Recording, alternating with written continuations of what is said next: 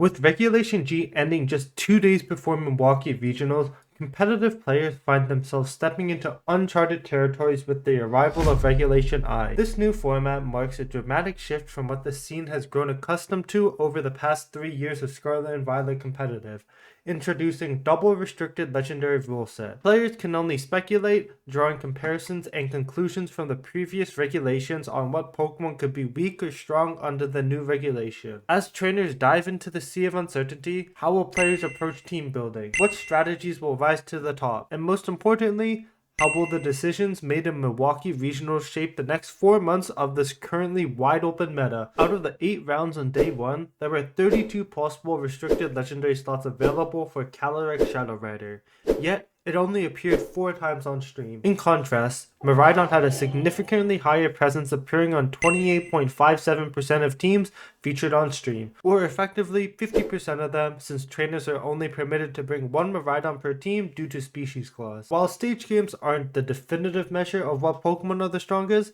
they are often a good indication. Players featured on stage games on day 1 are typically either very decorated players within the VGC community or competitors fighting on the brink of elimination. To reinforce this observation, here's the placement of all players who played in a stage game in day 1. The average placement for the day 1 stage players was 40.92, which is incredibly impressive given the fact that a total of 742 players attended the Milwaukee Regionals. However, though Calyrex-Shadow didn't show up in stage games, it is the 3rd most used Pokemon at Milwaukee Regionals with a 28.71% usage on team. If you look at the win rate and its record, Calyrex-Shadow has a slightly negative win rate and a slightly negative record, which indicates a negative impact on a player's overall success in team. Now, if you compare Calyrex-Shadow's win rate and record to the number 2 and number 1 Pokemon, Incineroar and Miraidon, they both have an overwhelmingly positive win rate and record comparatively. Now let's move on to the most used restricted pairs of day 1. These were the top 4 restricted pairs highlighted on the Pokemon stream. For me personally, it is very surprising to me that Calyrex-Shadow Rider plus Zamazenta Crown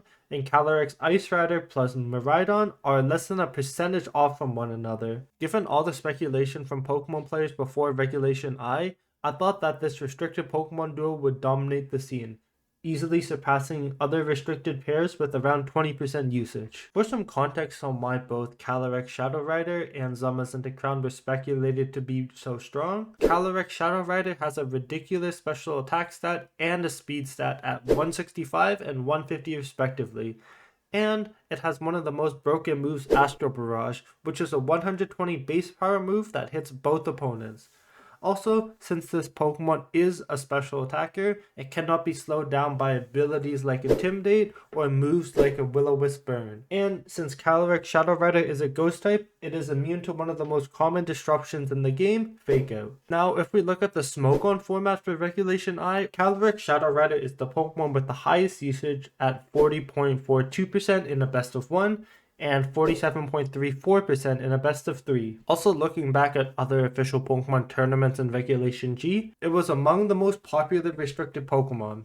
In Seville, which happened 5 days before Milwaukee, it was the most used Pokemon in day 1 and the 2nd most used Pokemon in day 2. Going further back to Atlanta Regionals on April 11th, it was the 2nd most used restricted. And going even further back to EUIC, or Europe International Championships, which happened on February 21st to 23rd, it was the most used restricted by a landslide in day 1 and day 2. Zamazenta Crown is a great pairing alongside Calyrex-Shadow because first, it has access to Wide Guard, which protects the user and ally from all multi-targeting moves. These moves are very prevalent in the format right now, like Calyrex Ice Rider's Glacial Lance, Terrapagos' Terra Starstorm, Kyogre's Water Spout, Groudon's Precipice Blades, and even Calyrex-Shadow Rider's Astral Barrage. Zamazenta Crown can also hit the normal types and dark types that are either immune or resistant to Calyrex-Shadow Rider's Astral Barrage with a +1 defense body press. Now, when we look at unofficial tournaments held for Regulation I throughout the month of April,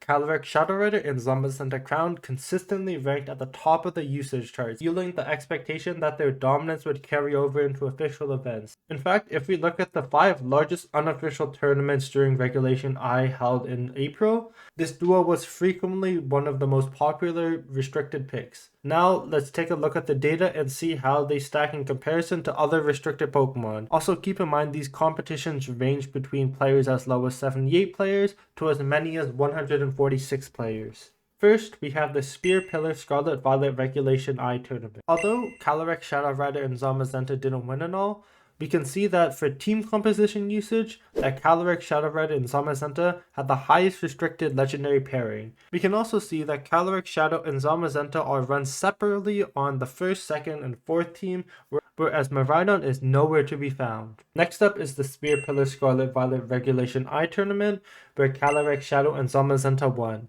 In second place, we saw a team featuring Calyrex Ice Rider and Miraidon, which closely resembles Lucas Ceribelli's 2024 World Championship team with Calyrex Ice and Incineroar swapped in. Now, if we look at team composition and usage rate again, we can see that Incineroar, Zamazenta Crown, and Calyrex-Shadow Rider are the most used trio, and Miraidon and Calyrex Ice Rider is nowhere to be found on this list. Next up is the VGCTS Regulation I Prep Tour, where Calyrex-Shadow Rider and Zamazenta Crown secured 4th place.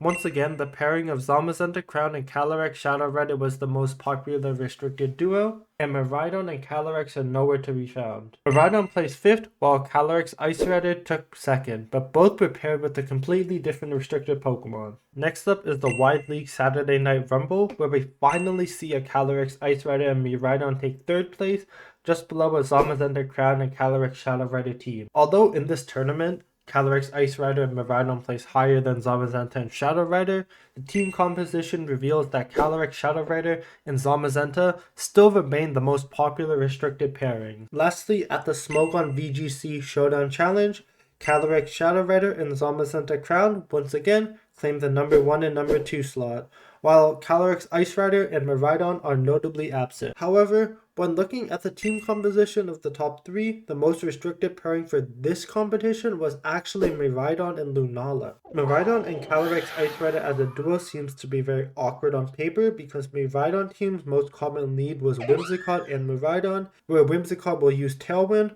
whereas Calyrex Ice Rider teams will typically press Trick Room when the first turn is out. However, there are 3 main standouts to me. Firstly, they work well with offensive and defensive synergy, especially because of Bolt Beam coverage. Bolt Beam coverage refers to the combination of electric and ice type attacks, more specifically Thunderbolt and Ice Beam, but in this case, the stronger Electro Drift and Glacial Lance. There's no single natural typing in Pokemon that resists both ice and electric. Calyrex Ice Rider covers for Miraidon's weaknesses to Ground and Dragon, and Miraidon covers for the moves that are resisted by Calyrex Ice Rider's Glacial Lance, such as Water for super effective damage.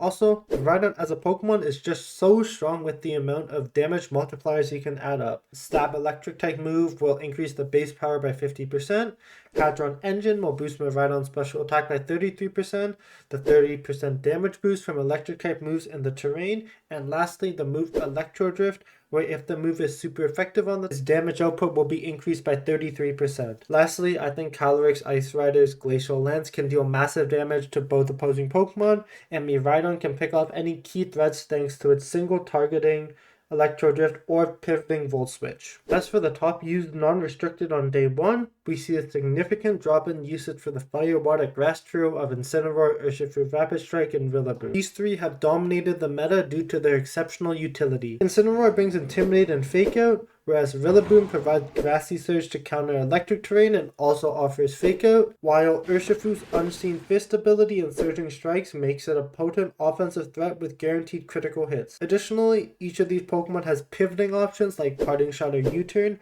adding even more to their flexibility. These 3 Pokemon are considered splashable Pokemon, meaning they can be easily slotted into the 5th or 6th slot on your team when you're unsure what to add, and it will generally do well on your team. However, with the introduction of a second restricted legendary on your team, 2 things will happen.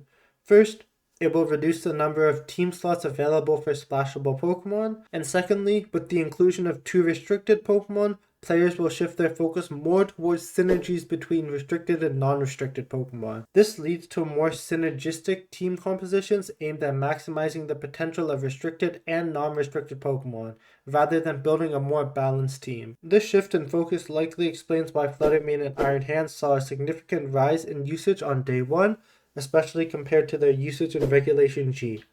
Fluttermane was heavily used alongside Caridon and Groudon thanks to its photosynthesis ability, and Iron Hands was commonly used alongside Miraidon thanks to its Quark Drive ability and utility with Fake Out. I'll be honest, nothing really surprises me too much on the graph either, with Farigiraf, Chi-Yu, Tornadus, Whimsicott, Raging Bolt, and Indeedee, though I do kind of question why Ogerpon Cornerstone is the most used, because in previous regulations, Ogerpon Heartflame was the most used, and sometimes Ogerpon Wellspring. My only thought about this is because since there's more restricted Pokemon on the field, the power level increases, and the ability for these non-restricted Pokemon to get one shot also increases. But since Ogerpon Cornerstone Mask has Follow Me plus 30, it can live any attack at least once. A great 1-2 punch I've seen on stage for day 1 was the Lunala Ursaluna pairing. Lunala is almost always able to set up Trick Room for Ursaluna thanks to Lunala's Shadow Shield ability, which halves the damage of attacks when at full health. In addition to Trick Room, Lunala also has access to Wide Guard, which shields Lunala itself from Ursaluna's powerful earthquakes. Though Ursaluna is not a legendary Pokemon, this Pokemon will deal massive amounts of damage whether it be through Earthquake or Facade thanks to its Guts ability and staggering 140 attack, or 210 with Guts. Another Pokemon I saw on stage that proved to be quite useful was Grimmsnarl. In a format filled with high damaging threats, Grimmsnarl's ability to set up Light Screen and reflect reliably through its ability Prankster becomes incredibly valuable. As a Dark type, Grimmsnarl has a unique advantage of being immune to Prankster Taunt, allowing it to not worry about that option. Both Light Screen and Reflect reduce incoming special and physical attacks by 66% instead of the usual 50% in singles. Day 1 of the tournament showcased how the addition of a second restricted Pokemon has significantly shifted the team building landscape. We saw a clear decline in the usage of traditionally splashable Pokemon like Incineroar, Urshifu, Rapid Strike, and Rillaboom, and making room for more focused and synergistic cores. Now, let's look at Day 2, where there has been a significant shift in the preconceived meta of Regulation I. But before we talk about Day 2, I'd like to showcase the most creative team I've seen at Milwaukee Regional. This is Michael Zhang's team. He went 9-3 for the entire regionals and placed 20th overall with this team. I really wish I could explain why he's running Toxapex and Comfey, but honestly I have no idea and I'd love to understand the reasoning behind these Pokemon.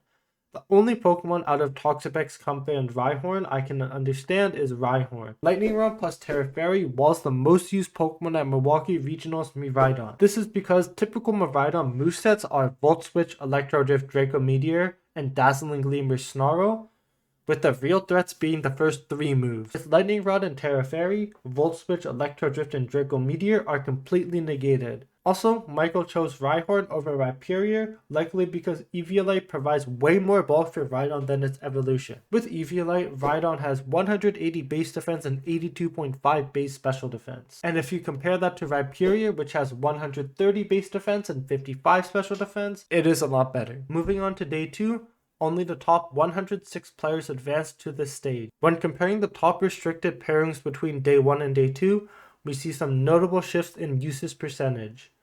The number of players bringing Calyrex, Ice Rider, and Miraidon rose by roughly 4%, while Caridon and Lunala saw an increase of nearly 5%. However, on the other hand, the speculated most popular restricted duo, Calyrex-Shadow Rider and Zamazenta pairing, dropped by almost 6%, signaling a clear meta shift in the competitive scene. Now, if we look at the usage of the top 8 restricted Pokemon on Day 2, Calyrex-Shadow Rider maintained a usage similar to what we saw in Regulation G.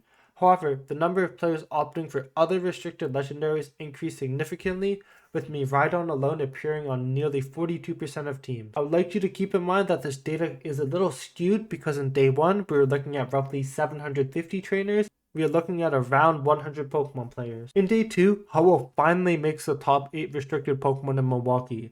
I'm not too familiar why Ho-Oh is being played a lot. I would like to guess it's because of its great base stats, regenerator ability, access to Tailwind, and great synergies alongside restricteds like Caridon or Groudon with some boosted Sacred Fire. If I'm wrong, let me know in the comment section down below. In the top 8, 7 out of 8 of the teams featured Miraidon as one of their restricted Pokemon. The only team that didn't use Miraidon opted for Calyrex-Shadow Rider.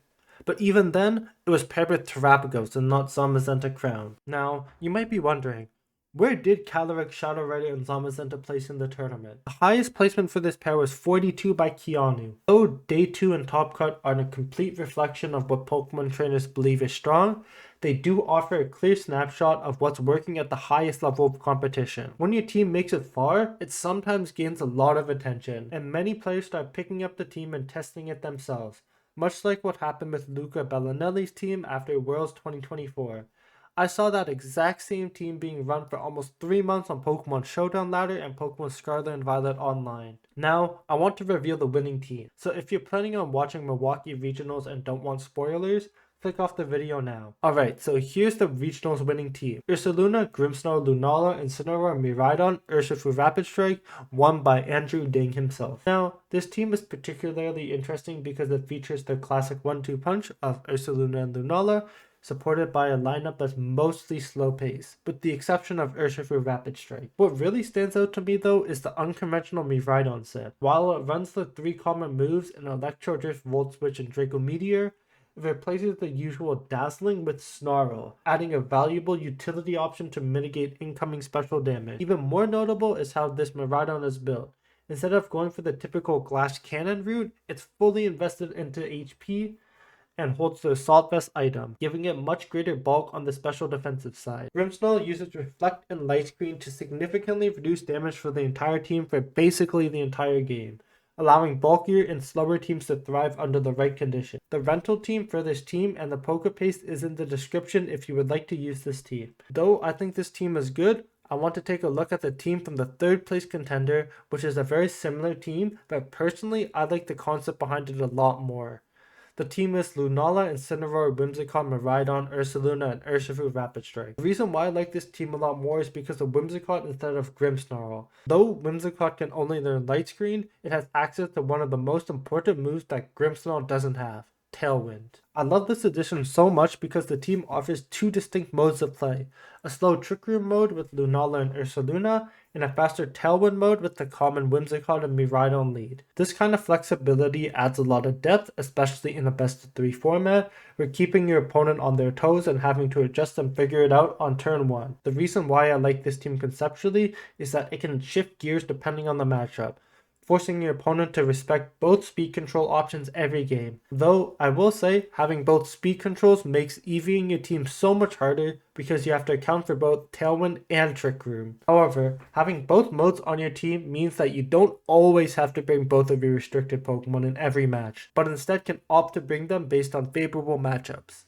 I personally believe that the line between legendary and non-legendary Pokemon have become increasingly blurred as the generations have progressed, with non-legendary Pokemon now rivaling the power of some legendary ones. Pokemon like Incineroar, both Ursalunas, both Urshifus, Rillaboom, Raging Bolt, Fluttermane, Farigiraf, Grimmsnarl, Iron Hands, Bidoof, and Iron Bundle are incredibly strong Pokemon that can hold their own, especially in a double restricted meta. Now, looking ahead, which Pokemon will we see dominating the meta, and how will the landscape change after Milwaukee Regionals? First things first, I think that Miraidon is the restricted legendary to beat now, and Calyrex-Shadow has a lot to prove in upcoming competition. I have some ideas conceptually, but I'm not too sure how well it will translate in battle. I guess we'll figure out at the next regionals how Pokemon trainers prep for this monster. I could honestly see people using Terapagos a lot more, and see it in the top 5 usage in day 1, and maybe top 8 in day 2.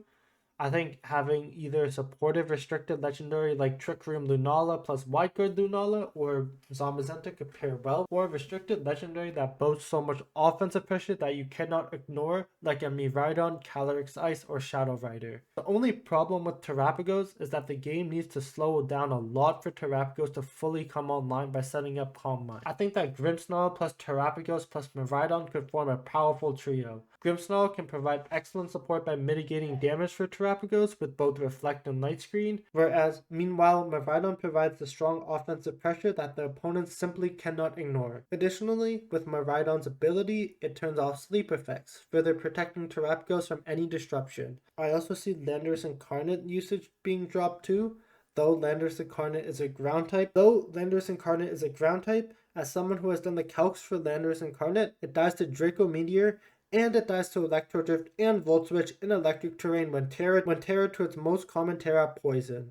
Not to mention, Landorus Incarnate doesn't even outspeed Miraidon. With Miraidon dominating the format, I think Amoonguss and Brute Bonnet will likely see a decrease in uses or a shift in their moveset. The heavy presence of electric terrain makes it impossible for these Pokemon to utilize their most dominant move, Spore. However, since Miraidon's electric type moves are single target, Rage Powder could provide great redirection for your team. Since Miraidon is the Pokemon to beat, I think we'll see the resurgence of Assault Vest Rillaboom because this was the most common answer to Miraidon in Regulation G due to Fake Out Pressure, grassy terrain shutting off electric terrain, and Assault Vest making it live many of Miraidon's powerful attacks. Now, since Miraidon's most common restricted partner is Calyrex Ice Rider, I'm interested to see how this matchup plays out with Rillaboom plus Miraidon. I think we'll see the resurgence in the usage of Ursaluna, because Ursaluna can hit many of the top Pokemon in the format for super effective damage. It threatens Pokemon like Miraidon, Incineroar, Iron Hands, Zamazenta Crown, Chi-Yu, Raging Bolt, and others with its powerful Earthquake and Facade. Pokemon that aren't resistant or immune to these moves will often struggle to withstand the offensive pressure Ursaluna can apply. This is especially true when Trick Room is up, allowing Ursaluna to move first and hit hard, even if it's burned thanks to Guts. With the power level being so high with two restricted Pokemon, I can see the usage of Urshifu Rapid Strike dropping significantly. It seems to me like these restricted Pokemon are now on par with Urshifu Rapid Strike's power level. As the dust settles from Milwaukee Regionals, one thing is clear. The meta is no longer what it used to be. With the rise of double restricted formats, the dominance of Miraidon, and the decline of Calyrex-Shadow Rider and Zamazenta Crown, players are being forced to adapt or be left behind. The question now looms.